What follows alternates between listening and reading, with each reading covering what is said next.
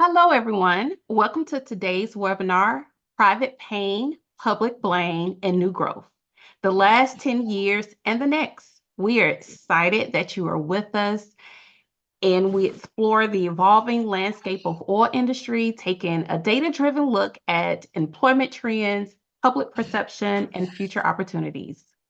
I'm Shamika, an event manager here with Purvis Energy Advisors, and I will be facilitating today's webinar and the Q&A session. Our speaker today is Dwayne Purvis, founder and principal advisors of Purvis Energy Advisors, with over 29 years of experience in the oil industry as a petroleum engineer. Dwayne has been at the forefront of navigating the complexities of the energy sector, from conventional resources to the latest innovation in shale and beyond. Dwayne is someone who understands the real world impacts of industry trends and market forces on both businesses and individuals. We're excited to hear his insights for the future. Feel free to use the chat throughout the program, and please drop your questions in the Q&A box, and we will answer them at the end of the presentation. So without further ado, please join me in welcoming Dwayne Purvis.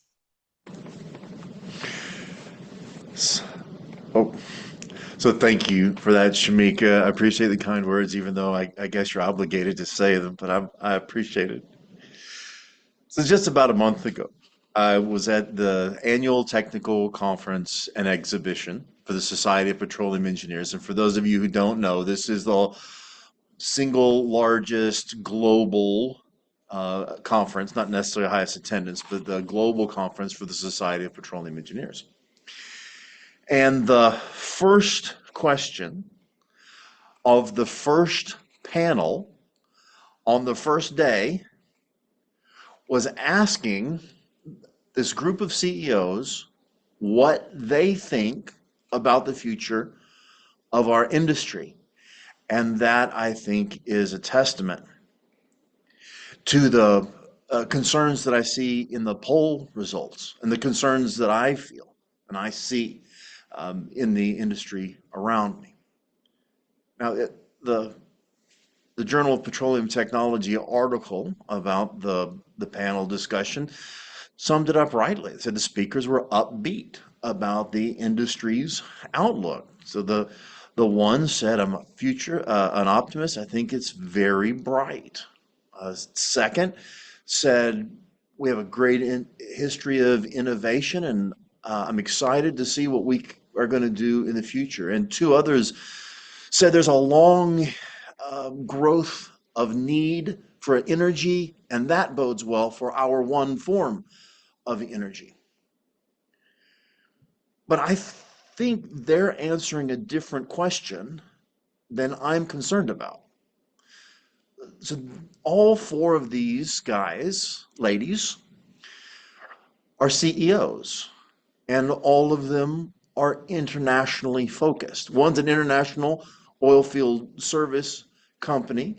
One is a historically U.S. focused driller, but now with the recent acquisition has grown into the Middle East and is reportedly the number 3 driller in the Middle East. Another is an international E&P company, and then the last is from a national oil company from the Middle East. So it's the nature of CEOs to be bullish. It's built into their role, it's built into their compensation, and they're looking at something at an large-scale international perspective. What I'm concerned about is a smaller scale, the people in the industry and those in the US. So let's look at that subset. This graph shows 100 years of history of production of oil and gas in the US. So it's quite a large time scale, and it shows tremendous growth. And we peaked back in 1971, turned around and went down until the shale revolution, and oil spiked and gas as well. But that big picture obscures the underlying dynamics. It overprints several dynamics. Now, you see the gas increased just as much as oil in recent time periods, But we'll look just at the oil breakdown. This deconstructs that same curve into its three primary components. The first is what I'll call conventional, although it does include things like coal bed methane and tight oil, which we historically called unconventional resources. That peaked and uniformly declined, despite the fact that we spent enormous effort, policy, and subsidies from the late 70s through the 90s to try to promote internal domestic supply in order to be more secure. This little bumpity bump, let me turn on my laser pointer, this little bumpity bump is the most impact we got on oil production from all of those national subsidies. Now, we did get the shale revolution out of it. Hugely impactful, but at the time, not much. Alaska came on and depleted, and now shale production has exploded. It's like a whole new continent of resources, a whole new set of fields to plays to explore and produce, and it has just rocketed. Right here in 2014 and 2015, there was a hiccup in that growth with the oil price war opened by OPEC to regain market share. Hardly see it on this graph of oil production. It's a blip, a smaller blip than COVID. And the same thing happens in gas production, just straight up the top.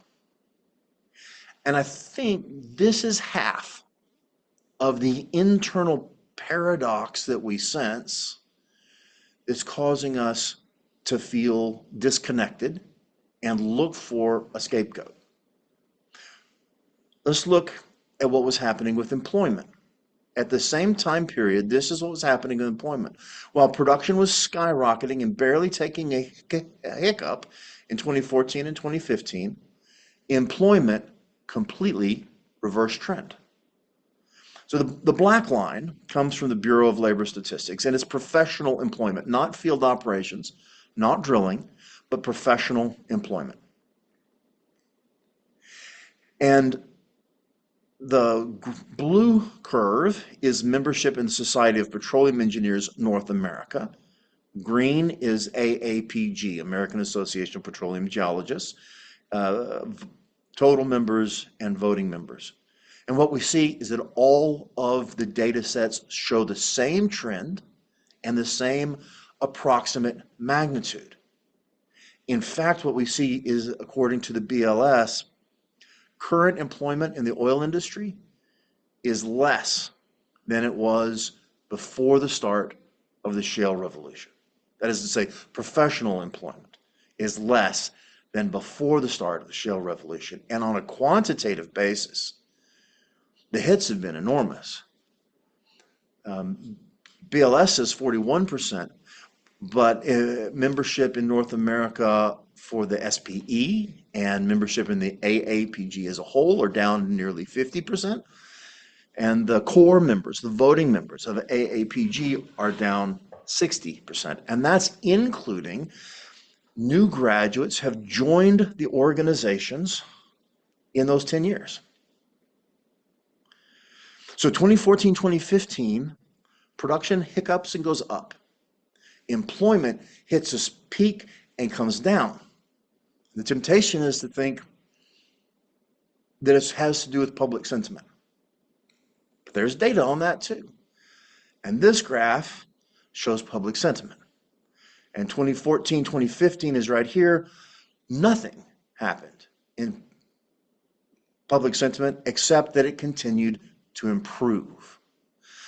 This data comes from 20 years worth of records by the Gallup organization. Those good, trustworthy, consistent national source, the best I could find. The red line is negative sentiment, and the green line is positive sentiment. And there's a time period here for 11 years when negative sentiment was declining, positive sentiment was improving, and there were in fact 2 years when the oil and gas industry in the United States had a net positive sentiment. That blows my mind. Now, it reversed. Around 2021, it flipped hard and fast, resorted back to the historical levels of disapproval and approval. But no worse than it was, in fact, not as bad as it was at its worst back here. So sentiment appears not to be correlated to production, certainly not to employment. But there are two other ways we can look at this. One is to look at sentiment and employment in other organizations, and the others look at sentiment and employment, or in other countries, and the others look at sentiment and employment in other industries in the US. So this graph shows an international perspective. Now, it's a different question. Instead of sentiment, positive or negative, it asks about trustworthiness, which I think is probably a fair proxy. But it shows that there are strong sense of trustworthiness in India and China in particular towards the oil and gas industry. And those correlate to South Asia and Northern Asia sections of AAPG. There's also information here about Canada, and the sentiment, the overall trustworthiness in Canada is really similar to the US, but there's separate polling that shows that a majority of Canadians still support ongoing drilling, the same or more. Okay. So we established before that SPE membership is a correlation, or is correlated to activity and employment. So let's look at the SPE membership in those sections. They all decline. India down 36%, China down 38% in SPE membership. By comparison, the Gulf Coast section in the US is down 47%, a little bit more, but not a great deal more. Canada is down 48%. Most interesting, perhaps, is this red one. That's Russian and Caspian section. The Russian and Caspian section is down 55%, though I can't imagine that there's any kind of political public outcry against the oil and gas industry there. Maybe I'm wrong. Hard to imagine. Let's look at it a different way. This is the full scope of industries examined in that most recent Gallup poll. So each line represents a different industry ranked from most positive to most negative. We're going to zoom in down here at the bottom where the oil and gas industry shows up third to last. But let's look at the company we're in. The real estate industry, advertising and public relations, law, federal government, and dead last is pharmaceuticals. I don't see any difficulty of employment. I don't see any difficulty enrolling kids in college, and I don't see any of the other kinds of negative implications for these other industries that have similar kinds of negative sentiment. So if the negative sentiment is not the issue that's driving enrollment and not the issue that's driving employment, maybe it's something else. There's a case to be made. People have argued that the Biden administration has waged an all-out war on oil and gas. That argument was made by the American Energy Alliance, among others, and they published this article, those 200 ways in which President Biden and the Democrats have made it harder to produce oil and gas. And I've combed through that list carefully. Lots of duplicates, lots of stuff that really wasn't about oil and gas, lots of very minor stuff, some repetition, but it came down to this.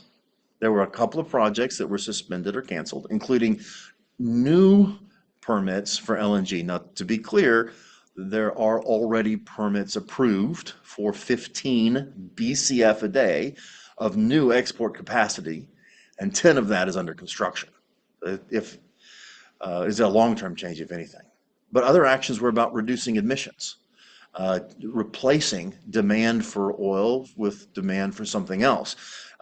There was some decrease in federal leasing. We'll come back to that, but also an increase in royalty and bonding. Increase in royalty and bonding was, in my view, long overdue, hardly bad. But none of this is death to oil and gas.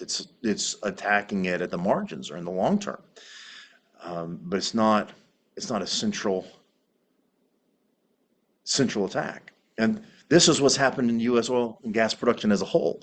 Each color represents the party in the White House: Bush, Obama, Trump, and Biden, all up. This is what. Oh, and we do have. I'm sorry, we have 25 BCF a day approved, 10 under construction. And this is what's happened on federal land. Production's up and to the right. Now, production of natural gas is mostly down. The basins where the federal lands exist are not gassy basins. But this is the only thing that the president has some sort of control over. He's at some level has influence over the federal lands that they manage. But federal production represents only about 15% of U.S. gas production, and about the same for oil production, but much less on a global basis. It's all at the margins.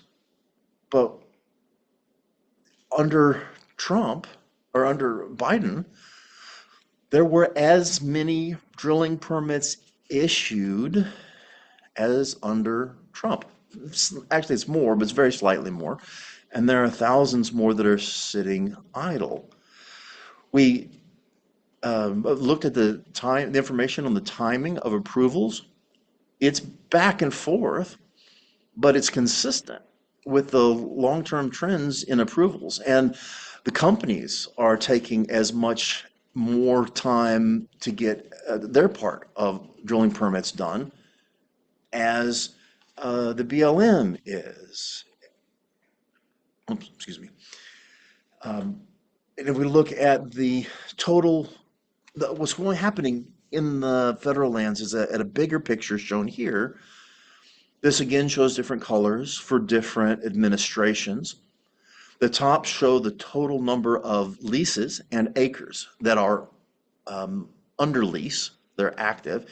And then these show what's actually producing in terms of leases and acres. And what we can see is that there's a long-term trend of decreasing leases, active and decreasing acres. There's a little bit of an upturn here with Trump and a little bit of a downturn maybe back with Biden, but it's consistent with this overall trend that's 15 years long. The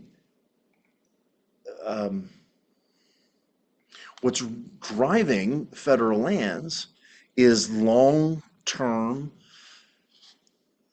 depletion, development and depletion of the natural resources. This seems to be progressing so far in the same way that they have in the past, with some modest changes on the fringe. Okay, so let's look at state policy then. What's going on? Is state policy maybe the driver? For this, let's look at employment. Again, from the BLS. Again, looking at professional employment, not at all of the employment which bebops around with rig count. This is a logarithmic scale, and it shows Texas. Texas has declined. Colorado has declined. Louisiana has declined. Arkansas has declined a lot. California has declined. There is a little bit of a step change here in some of the places, and that makes it a little confusing, a little difficult to interpret. It's a change in categorization, but we can work around it. This graph shows a zoom in on more of the smaller producing states. New Mexico is down a little bit. Pennsylvania's down. Ohio's down. Illinois is down. If there was going to be a state where we figured political pressure is killing the industry, it would probably be California. But this is how the numbers actually shake up. California in the 25 years before 2015, before that inflection point, was already down 36%. And in the 10 years since that inflection point, since the price war, California is not the most reduced. In fact, Pennsylvania is doing great guns, strong drilling, strong production, but its employment is down about the same as California. And Colorado, which continues to be a second tier, but a major oil play in the DJ Basin, is down. Its employment is down about as much as in California. We could look at it differently. We could look at the number of companies in the space. California's down only 17% in the last 8 years. Now, remember, Gavin Newsom took office in 2019, elected, I think, 2018. Took office in 2019, if memory serves. Something else is driving these. This graph shows the total employment in Pennsylvania, not just professionals, but also drilling personnel and operations personnel. Before the shale revolution, it was low and steady at about 10,000 people. And it spiked up to a high of 43,000, quadrupled the number of people working in the industry in 15 years, less than 15 years. But since then, it has halved. Let me say that again. Pennsylvania, not known for its opposition to oil and gas, still producing gangbusters, has lost across the whole industry half of its employment in the last 10 years. Okay. I've heard another theory. The theory is that environmental organizations are driving the narrative and driving sentiment against oil and gas. This data comes from Giving USA, as an independent organization about donations, and it breaks down total charitable giving in 2023. And this right here is environment and animals. So it's second to smallest, pretty much tied for smallest category, is the combination of environmental organizations and animal welfare organizations. And in that odd combination, there were $21 billion donated, which is a lot of money, but it's a very small percentage of the overall efforts people fund to make the world better. But more importantly, we can't make any sort of comparison here. People don't donate money to oil and gas when they support it. So to look at the possible drivers of public influence, we need to look at other variables. So we've done that work. We pulled information from about 7 organizations of 4 varieties. Large to medium oil companies, the largest environmental organizations we could find, oil and gas advocacy, and renewable energy corporations. So in this graph, we have a bar chart. We show in dark gray the lobbying expenses and the political contributions of oil companies in gray, oil NGOs in black, environmental NGOs in green, and renewable energy companies in light blue. And what we see is that the oil companies spend far more. So in NRDC, National Resources Defense Council, and EDF and Sierra Club are the giants. But then after that, the Clean Air Task Force, Greenpeace are way down here at the bottom. But and that's close to the full universe of major U.S. organizations in terms of environmental NGOs. But we just took a sample of large companies, and you can see here, for example, that Continental Resources, which is a big company, but not a giant, spent pretty much the same amount on its own lobbying as NRDC and EDF. And the API, the American Petroleum Institute, spends $240 million a year, including $30 million on teacher education to influence education. Look at it a different way. This is, I've heard people claim that people that the leadership of the Sierra Club or EDF are nothing but self-serving for their own monetary gain. So this graph compares the salary of the group of executives with the same color coordination. The entire executive team of the Sierra Club makes half of the entire of the income of the management team of the API. And the management team at Exxon makes 12 times as much base salary, excluding incentives, as the API does. If there were a built-in bias, and I'm not subscribing that there is, but there were a built-in motivational bias, it would be strongly in favor of the commercial companies, not the nonprofits. If we were going to look at employees as ambassadors, the ability of the people engaged in the work to influence the public by their own sheer numbers, again, oil companies blow them out of the water.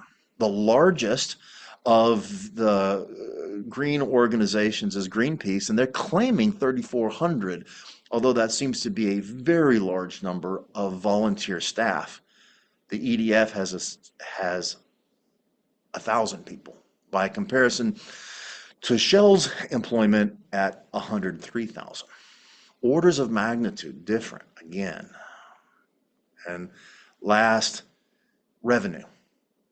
If we were going to look at how much money the organizations have at stake, they stand to lose, but also how much money they have that they could bring to the fight, it's not even close. Again, multiple orders of magnitude more money in annual revenues from the oil companies than from any of the environmental organizations. If environmental organizations are persuading more people to change their behavior, it's not because they're spending more money, have more at stake, or have more people carrying the message. This last data point comes from academia. And this gets away from the question of politics entirely. If we don't see an effect in employment of politics, then we wouldn't expect to see, if we don't see it, blah, blah, blah, blah, blah, blah, blah. The issue of research at petroleum engineering departments should be entirely divorced from public sentiment. An SPE paper published at the ATCE surveyed 4 major petroleum engineering departments and collected information about, first, their funding, and second, made an independent review of their publications. Now, 3 of them gave continuous information and a 4th gave only intermittent information. This graph shows the relative proportion of oil and gas and new energy funding reported by the 3 major petroleum engineering departments that provided continuous data. Geothermal is this dark one. But most importantly, you can see that funding for new energy has gone from like 5, maybe 10% of funding to fully half. And oil and gas has gone down in a relative sense to 50% or a little less. But that says nothing about absolute magnitude. This next graphic converts, shows 4 instead of 3 universities, and it shows the dollars, not their proportions. So this this brown dot is total funding that they've gotten for research, and the green is oil and gas. Since 2014, the overall funding has gone down hugely, but more importantly, the funding for research of oil and gas has gone down from 30 million to less than $10 million. And this is what the authors say. Their research shows a drop of 70% in external funding supporting oil and gas research over the past 10 years. By comparison, a growth of 230% funding for non-fossil fuel topics. And they can see this, they can validate this change by looking empirically at all of the research published by 20 or 25 PE, petroleum engineering departments across the country. And what they extrapolate, what they say is that, or imply, is that by 2027, half of all the research publications coming out of petroleum engineering departments will not pertain to petroleum. They'll pertain to other kinds of subsurface energy. Now, funding does come from the federal government and could be affected that way. But funding also comes from industry. And these are people not making decisions about political judgments, sentiment, virtue signaling. People hardly know. This is instead about what people think they need research about in order to make money in the future. A recent post that I don't have in a slide for, by an energy analyst named Jeff Krimmel, observed that Schlumberger's internal funding for research on an inflation-adjusted basis is down by more than half over the same time period. And as a measure of percent of revenue, it's still down, not half, but significantly. And that his work makes no effort to differentiate between oil and gas research and new energy research. The data across SLB, 4 engineering departments with explicit information and 20 some odd petroleum engineering departments with publications, is that people aren't seeing the need to invest in new science for oil and gas. And that is a harsh thing to see. So let me offer an alternative. This schematic shows the generic life cycle of a field. The same concept applies to the life cycle of a basin or a group of basins if they're all correlated in time. At some point, it's just exploration. We find a field, we begin to develop it. At some point, we pretty much understand the limits of the field, and we focus on drilling up what we know.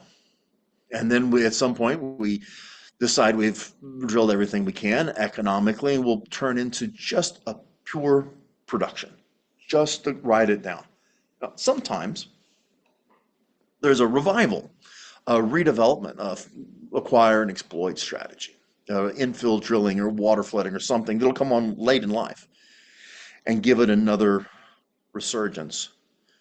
But the nature of a non-renewable resource is that it diminishes. We produce it and it declines, and at some point it ends. We take that paradigm and we look back at this graph.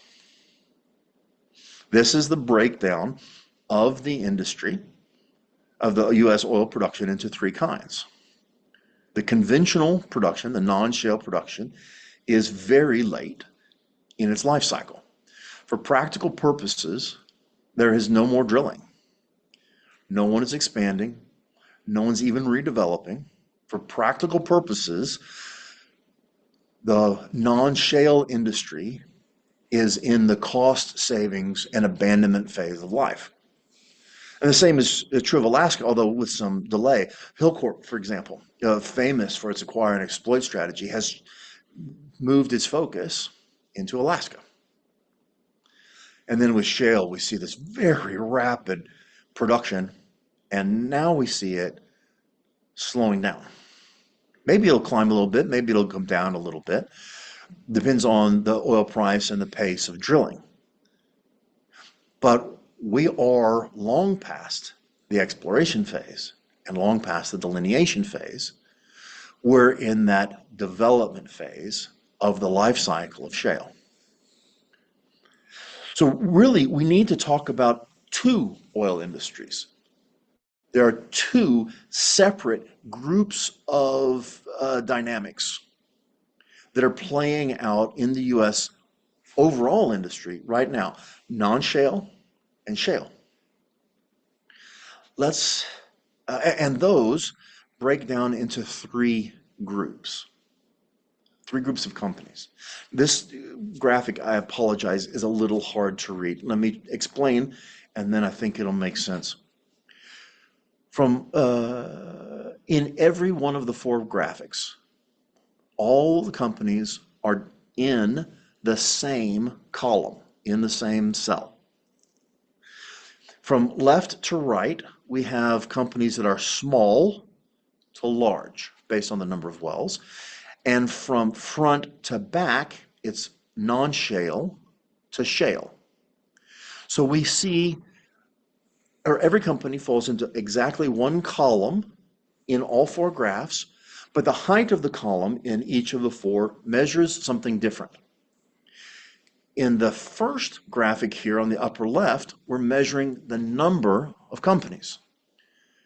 And there are, in fact, far and away, vastly more small companies with fewer than 10 or fewer than 50 wells than there are any other size.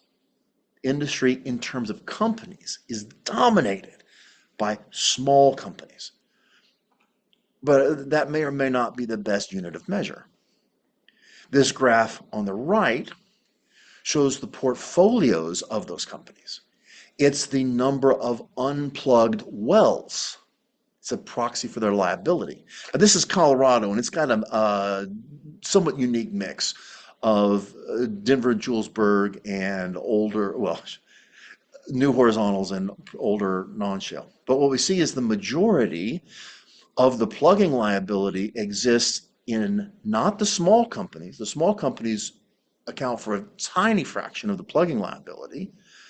Most of the plugging liability resides with large companies.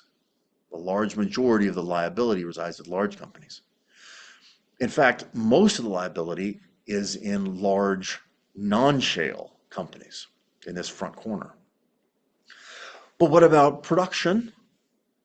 Let's look at it differently. Who's the most profitable? Who's contributing most to the energy supply that we need? Well, that's this graph on the lower right. The graph shows the height of daily production.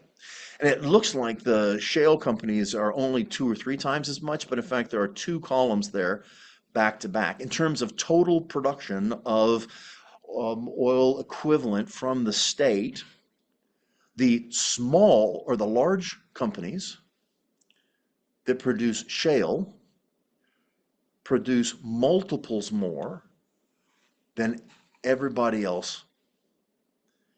And then if we look at who's creating new production, it's even more dramatic.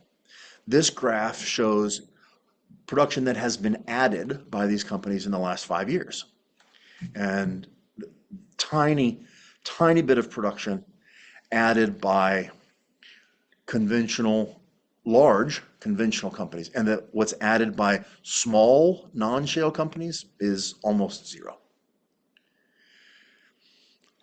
This These wells in the front row, the in companies that are non-shale,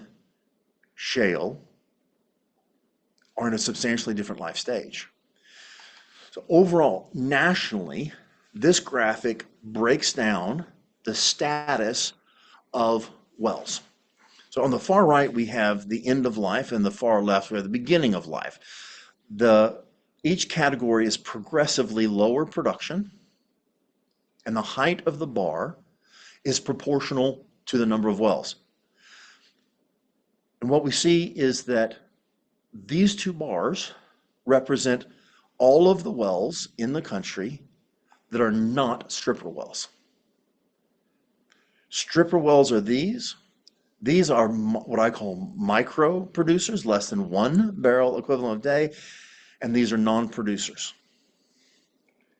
So we have 93% of the production in the US coming from 8% of the wells.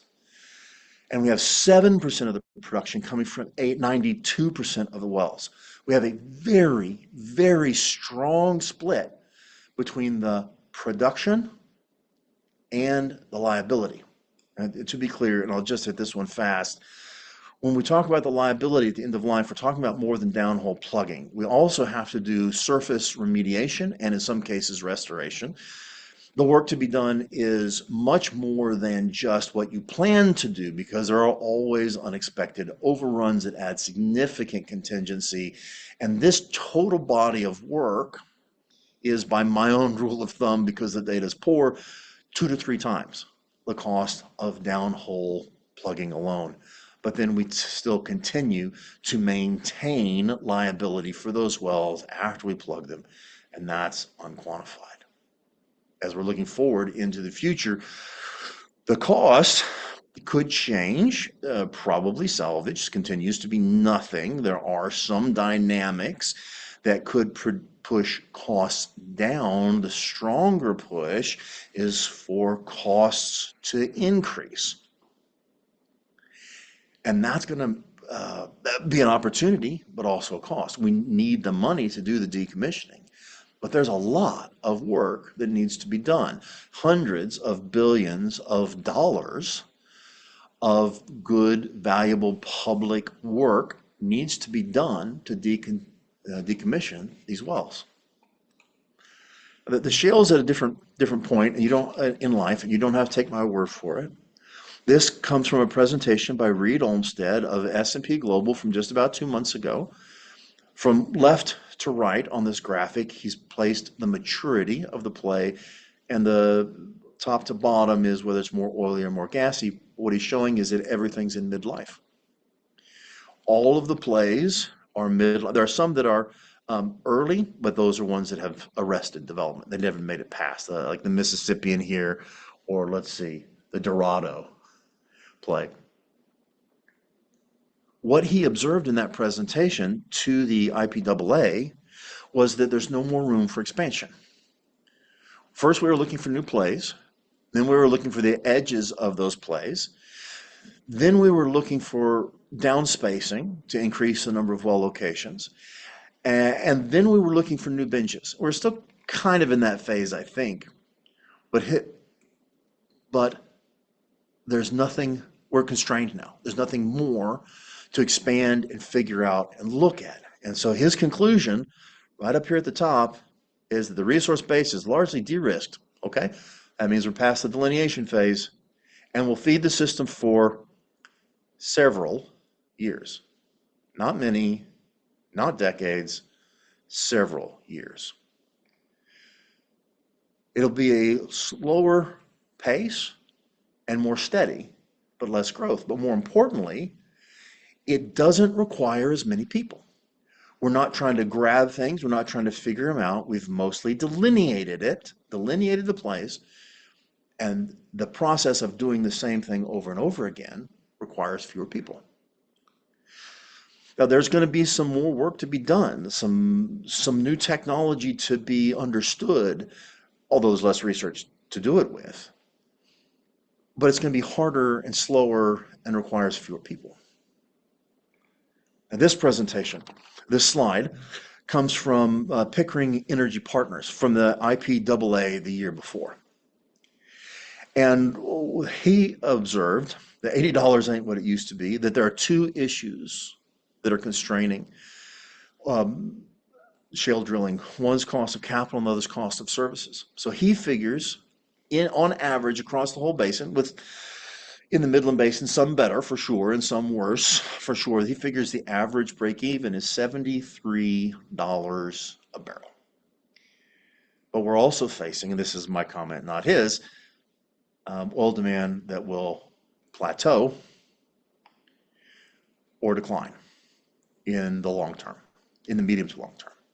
And in the short term, and you can see this in some of the BLS data, there's short term, there's a little bit of a minor hiring boom going on. This is a list of all open jobs for reservoir engineers, which I'm focused on, and geoscientists, according to Michael Oliva of Oliva Consulting Group. Now, I love this newsletter. He keeps track all in one place, so a job seeker can find everything they want to look for. And this is the longest, right now is the longest I've ever seen it. It was a little bit longer a month or two ago.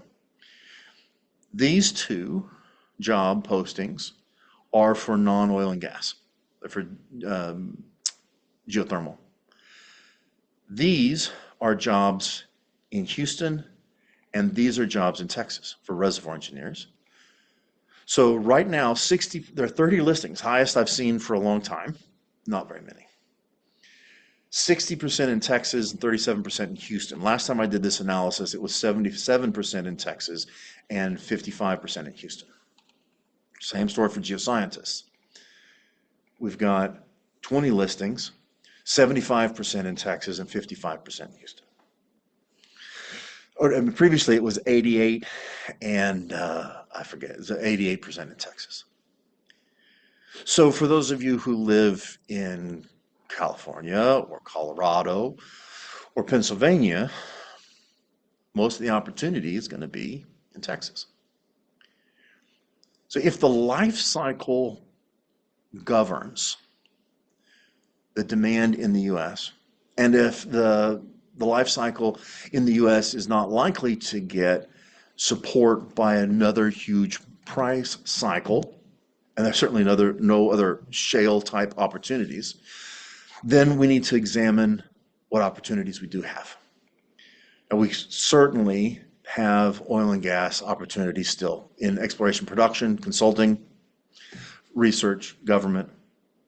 But there are some jobs, some domains that are closely related that are developing. And there are other domains that are somewhat closely related, but they are developing. Of course, there are always things you can go do that you've always wanted to do. The geothermal or hydrology or decommissioning, these things use the same knowledge base, the same skill set, and we can adapt and do them easily. And there's good work to be done there if the jobs become available in time. The best thing we can do for oil and gas employment in the US is to accelerate the transition to new energy and to accelerate the work of decommissioning so that those jobs are available for oil and gas workers as the life cycle of oil and gas continues. So we need to understand that conventional producers are depleted. They're at significant financial risk. They're not going to be reinvesting and growing. Shale producers have gained efficiency. They need fewer people now, even without AI. They've been dropping people even as production has been spiking. And that history of layoffs over the last 10 years has affected all cohorts of people in the industry from 20s to 60s. And that's likely to continue to make it hard to recruit to the industry. But education is not the solution. I can't tell that the world doesn't understand our products or the value proposition. We've been using that strategy for 70 years. If we want a better reputation, we need to perform better. The only guaranteed way to have a good reputation is to earn it by doing the right thing, by treating our employees better, not laying off half of them, and reducing our flaring, venting, decommissioning, interact with communities. But at a personal level, we need to cultivate options. We need to build the opportunity to do something next. I'm headed to Mississippi in a couple weeks, and I was coordinating with a guy that I was going to meet there, and he backed out. He lost his job in oil and gas, and he was now in HVAC. But he was glad to have it. He had cultivated that option. And then we need to plan for the next bust. It's guaranteed it's going to happen. Don't know when, but it will happen. My guess is within the next 2 to 7 years. And all these patterns, if we're not ready, can hit us hard. But if we'll cultivate the options now, then we will have something to lean into and take advantage of when the world needs something different. So thank you for being here, especially since I have left only 7 minutes for Q&A. Shamika? Yes, thank you so much, Dwayne. That was an insightful presentation, and we've covered a lot today, and I'm sure many of you have questions. So I know we only have a little bit of time left here, but we'll try to answer as many as we can. If those that can stay a little bit past, we'll entertain that as well. But as we transition to the Q&A, please go ahead and enter your questions in the Q&A box, and we'll address as many as we can. While you're submitting your questions, I just want to inform everyone that today's recording of the webinar will be sent to you via email to all registered attendees. It will be available for a limited time. So keep an eye on your inbox to access the recording and review any parts of the presentation you would like to revisit. So let's see if we have our first question here. When do you expect oil demand to peak? Hey, Kyle, thanks for being here. And I hope you're enjoying Michigan. I'm a little jealous of the weather. Um, you're calling a short. Calling a peak oil demand is fundamentally calling a short. And the nature of a short is that it's a sudden change. Now, we have seen peak oil demand in the OECD countries. We know what it looks like. And it's not really a Matterhorn. It's not El Capitan. It's more like the Appalachians. When I started my career, demand was forecasted to grow past 2100. And over the decades, that peak has been slowly revised earlier and earlier in time. And in the last 5, 7 years, in particular, we have seen the forecasts of peak oil come into the 2030 to 2050 profile timeframe. But we're continuing to see revisions downward. And all the pressure, all the motivation across the world is to reduce emissions that will continue to drive demand down. It's been my theory for a number of years, and I still think it's true, that peak oil demand will turn out to be 2027 plus or minus 4 years. It's possible that we're on peak oil demand right now. Now, peak oil demand does not mean price necessarily permanently collapses. Price is set by relative supply and demand, whether it's at 104 million barrels a day or 100 million barrels a day or 70 million barrels a day. But what will certainly happen is that the activities in the industry and the disciplines the industry needs will change at peak demand. If we no longer have to add new supply every year and we no longer have to replace as much lost supply, we need fewer reservoir engineers. We need fewer geophysicists and geologists, and we need just as many production engineers, but fewer of the subsurface experts. And also at that inflection point, I expect OPEC to deploy the 4+ million barrels of oil a day spare capacity that they have for the purpose of regaining market share. think what they'll do this time is try to drive out of the industry, certainly out of drilling, as many of the low-cost producers or um, high-cost producers as they can, so that in the longer future they can manage the supply and demand and manage the price where they want. And that exercise has the benefit of stopping demand destruction. If oil is all of a sudden 30 or 40 or $50 instead of 60 or 70 or 80, then it's harder to displace the demand. So it's not that the world ends when peak oil happens, but it will be a painful transition. Do we have another question? I have time for one more. Thank you. What are your insights impacted by, and what is going on outside the US in the global petroleum industry? Is the workforce diminishing outside the US? Yes and no. It's a great question. Of course, the employment tends to follow the geology, right? Geology is always a first order variable. Jamie, you know this. Um, there are only two sections in the global Society of Petroleum Engineers that have grown in the last 10 years. Africa a little bit, and Middle East significantly. Africa and Middle East together constitute 45, 46% of total SPE membership today. The entire rest of the world, SPE membership is declining. The drilling that's going to happen in the future, the new production is going to come from the freshest geology with the lowest costs, and those are Africa and the Middle East.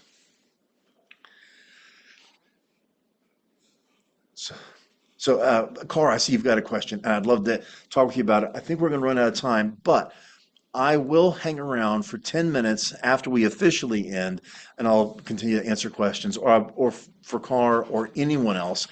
I'd be pleased to talk with you some other time about the data, what you see, anecdotally, what you see in the data, and what else we need to consider and how we need to respond. So thank you for being here today. Shamika, you want to close us out?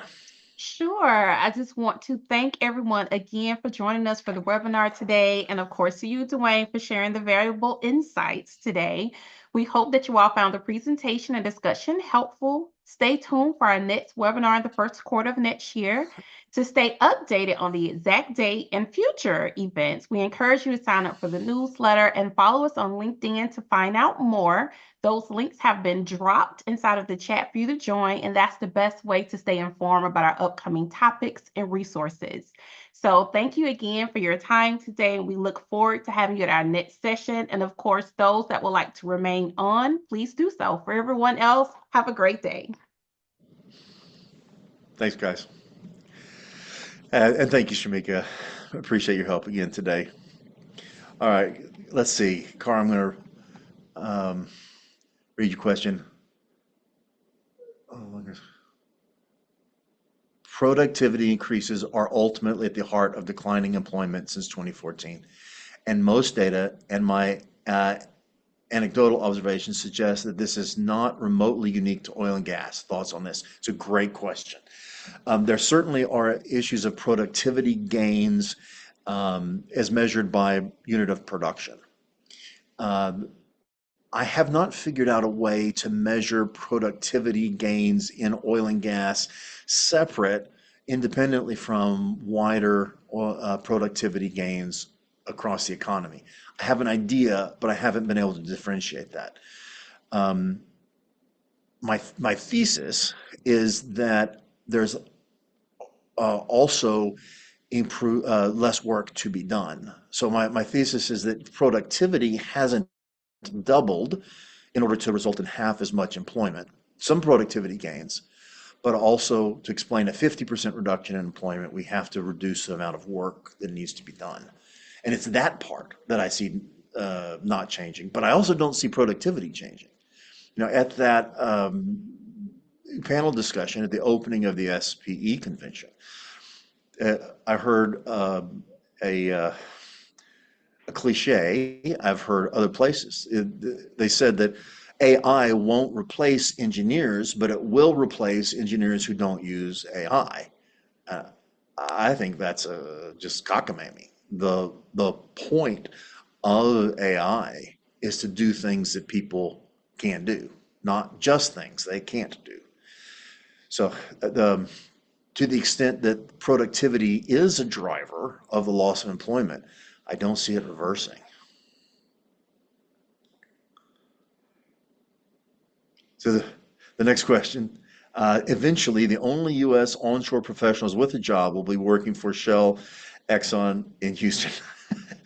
Maybe that's a little bit of an exaggeration, but we are seeing consolidation, not just into Chevron, but also mergers like Chesapeake and Southwestern.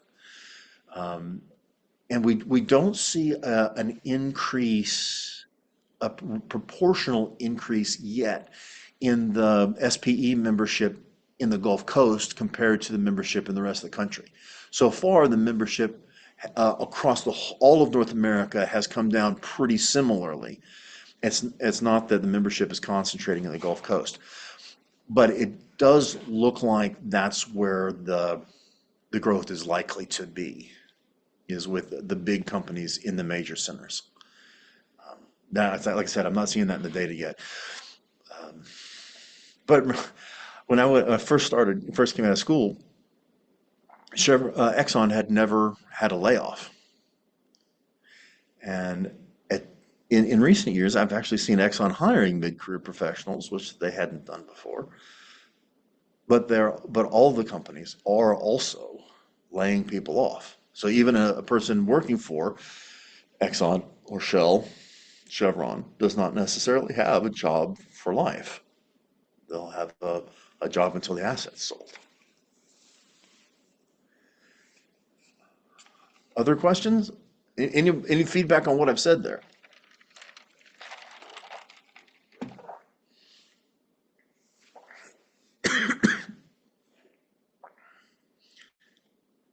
Let's see. Looking through the comments, guys, I don't see anything else. Um, uh, Robert Martinez, I appreciate you saying so. Yes, capital is expecting people to do more with less. It's an ugly game of musical chairs, you say. Um, guys, that's all the comments I see. Thank you again for being here. Reach out to me anytime. In the meantime, kick butt and cultivate some options. Bye.